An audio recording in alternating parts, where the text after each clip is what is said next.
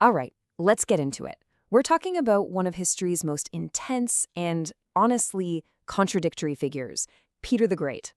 This was a man who was literally a giant, almost 7 feet tall, and he single-handedly dragged Russia, kicking and screaming, into the modern world. But the way he did it, well, that brings up a really big question. And that question right there, that's the heart of Peter's entire story. He was absolutely convinced that he had to tear down the old Russia, piece by piece, just to build a new one that could actually survive on the world stage. It's a decision that has been echoing for centuries. So let's unpack this. To really get Peter, you have to see the world he was born into. So on one side, you've got the Russia he inherited. Deeply traditional, almost entirely feudal, and just totally cut off from all the major stuff happening everywhere else.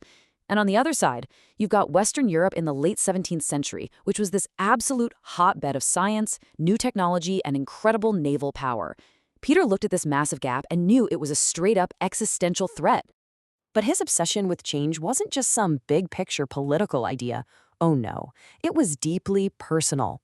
It was forged in a moment of unbelievable violence when he was just a kid.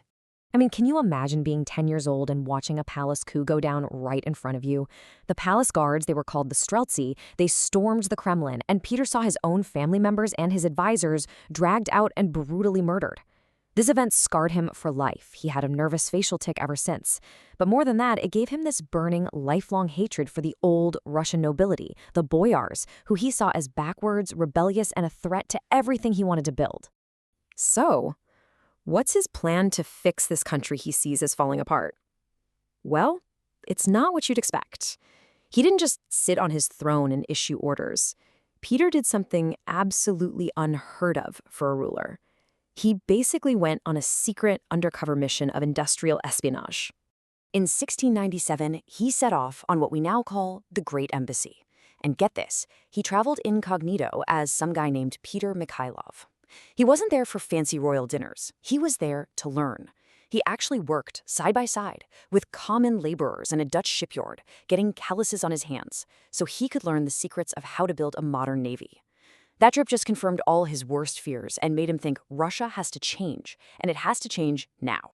So when he got back, he didn't, politely suggest a few reforms. No, he unleashed a total cultural shockwave. He mandated change from the top down with absolutely brutal force. And this is just a perfect example of his methods.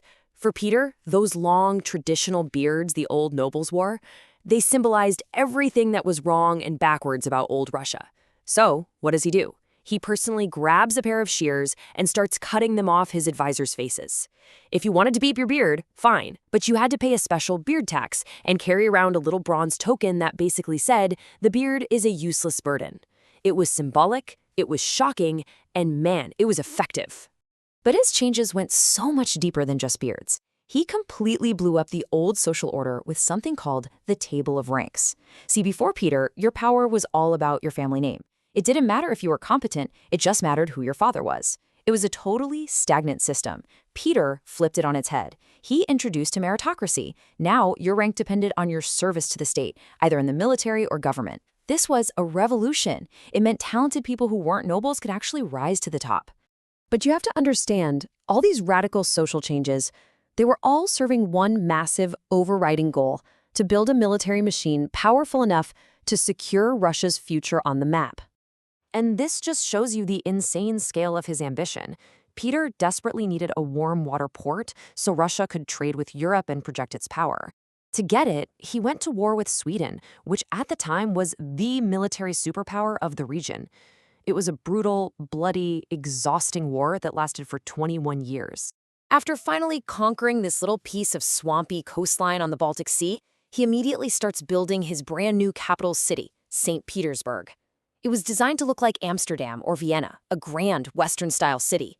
This was going to be his window to the West. But it came at a horrifying price, and it quickly earned a very grim nickname. Yeah, all those beautiful European-style palaces, they were built by forced peasant labor. Serfs were conscripted from all over Russia and forced to work in this miserable swamp. It's estimated that tens of thousands of them died from disease, starvation, and pure exhaustion. It was a window to Europe, all right, but it was a window built on a foundation of human bones. The war, the new capital, none of it would have been possible if Peter hadn't completely re-engineered Russia into a modern military-industrial state. So let's look at exactly how he did it. He took all that knowledge from his undercover trip to Europe and literally became the father of the Russian Navy, building it from absolutely nothing. He created a professional, modern army with up-to-date muskets to replace the old, unreliable feudal troops, and he launched massive industrial projects, building iron and copper foundries in the Urals. For the first time ever, Russia became a major exporter of weapons. He didn't just change the culture, he changed the entire engine of the state. Now, all of this happened 300 years ago, but here's the crazy part. The ghost of Peter the Great is still haunting Russia. His choices, his paradoxes, they continue to shape the nation right up to the present day. I think this quote just perfectly gets to the heart of the whole thing. Was he a savior or a destroyer, a visionary leader or a brutal tyrant? The answer is, well, it's yes. He was all of those things at once.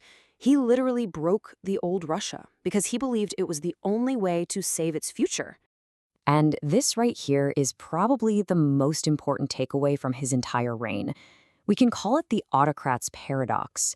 See, Peter imported all this Western technology, Western science, Western administration, but he pointedly did not import Western ideas about things like liberty or democracy.